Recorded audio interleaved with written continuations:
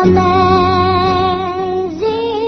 grace, how sweet the sound that saved a wretch like me.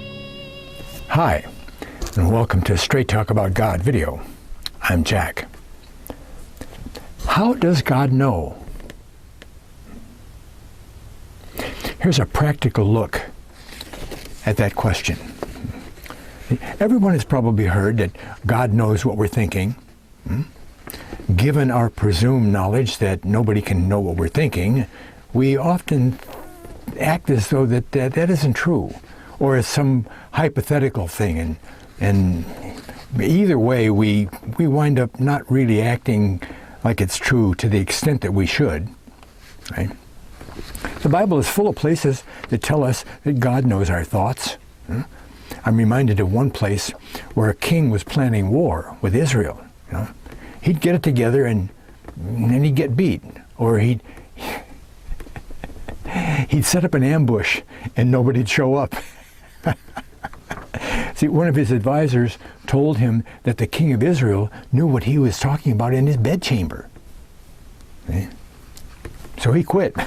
Well, I've always been convinced that no human can read my thoughts. Okay? I've also been convinced that no angel, even Satan, can read my thoughts. Okay? I wrote a short essay a few years ago called Mind Reading Not Allowed. Right? Over the years, I've thought a lot about the, quote, totality of God. Okay? If the Bible is true, then everything we see or think we know about the things we can't see, like the dimensions and so forth, are all made up of God energy. Genesis 1:1 says that in the beginning, God created everything out of nothing. There wasn't anything. And he just created it out of, and then there was. Yeah? Well, what did God use to create everything? Himself. Himself. I've never heard anybody say that. See, he didn't do what we often call creation, put a bunch of stuff together that already exists. We just make things. We don't create things. He did something like that with Adam, out of the dust of the earth, before he breathed his spirit into him. Now, I go into a lot of detail of the totality of God in another one of my videos called Parts of God. It's JAX123C. You can look it up. What we need to do is focus on the fact that everything we see is made up of God energy. Okay? God energy. The earth, you, me, it's all God energy. I mean, science a long time ago concluded that everything, all capital letters, everything that we see is made up of energy. See?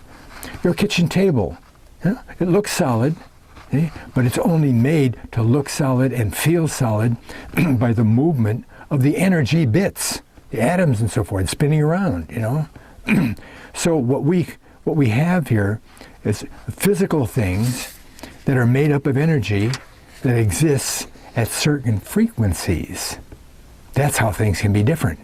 See? Trees have a different frequency than fish. See?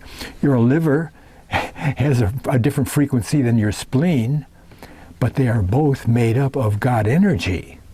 Now the bottom line is that the God energy is part of God, the way your liver is the part of you. See, you feel that mosquito on your arm because your arm is part of you. And the frequency of the area that the mosquito is biting has changed it to make you feel itchy. Well, think about it. When you feel an itch, so does God. Our bodies are to God like our arms are to us, right? All God has to do is focus in on the minuscule little part of himself that's you. His energy, that's you. Hmm? What about thoughts? Hmm? What are thoughts made of? Huh? Science long ago knew that thoughts are just electrical energy. Huh? Just energy. Right? If we are part of God, then God can feel and hear, and read our thoughts. Huh? That's the good news. Some people would think it's not very good news. See, lots of people in the Bible were told that they thought that God didn't see what they were doing, or didn't know what they were thinking. Huh? Oh, that king, he didn't understand how his thoughts of ambush were known by God. Right? Now, the really good news is the idea that a lot of people hold and even profess, that the devil can read our minds. It isn't true. I can prove that to you. Whoa. See, but I think that idea surely comes from the fact that the devil has history and longevity on his side. You see, he, or one of his minions, can start monitoring a person at age 1. They want to. Well, how well that minion could know a person, Even what kind of candy bar they prefer. Right? Also, what that person was doing in the secrecy of his or her own bedroom, like the king, or their neighbor's bedroom. You see, demon spirits can walk through walls, can't they? Yeah? Okay. Well, that allows that minion to know just a very subtle suggestion to plant in a person's mind. He knows what will be effective because they've been watching the person since they were 5 or whatever. Okay? See?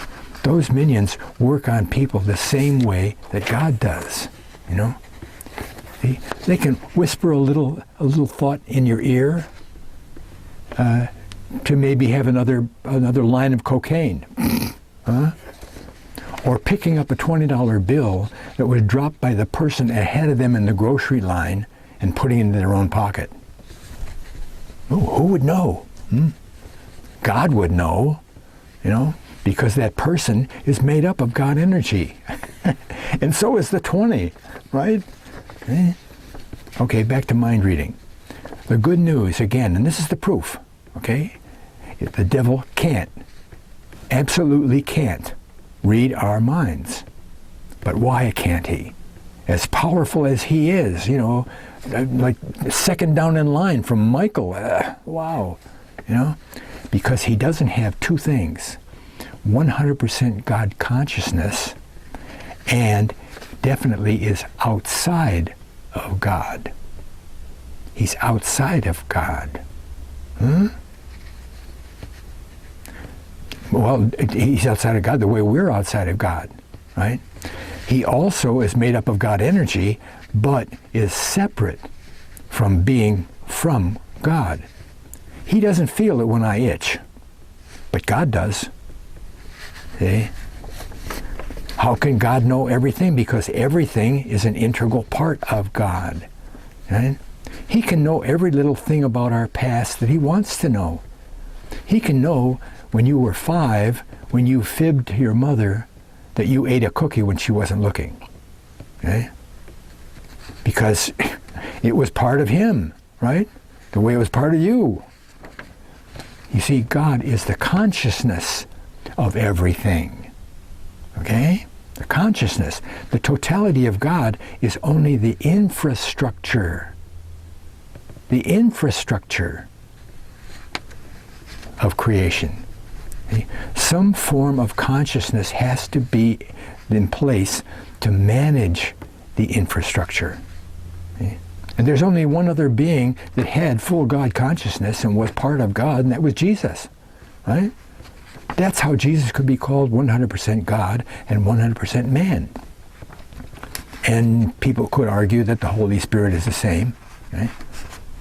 Well, knowing, not thinking or trying to believe or hoping, but knowing that the devil can't know what I'm thinking, well, that gives me great comfort, right? Huh? And it also keeps him at bay. I don't voice my plans. Eh?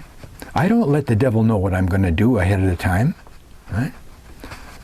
And he can't set up a defense ahead of time. Right? And once I decide on a goal and claim one of God's promises to cover that action, the devil's left in the dust. He had nothing to do but play catch up. Right? And you can do the same. Thanks a lot for watching. God bless.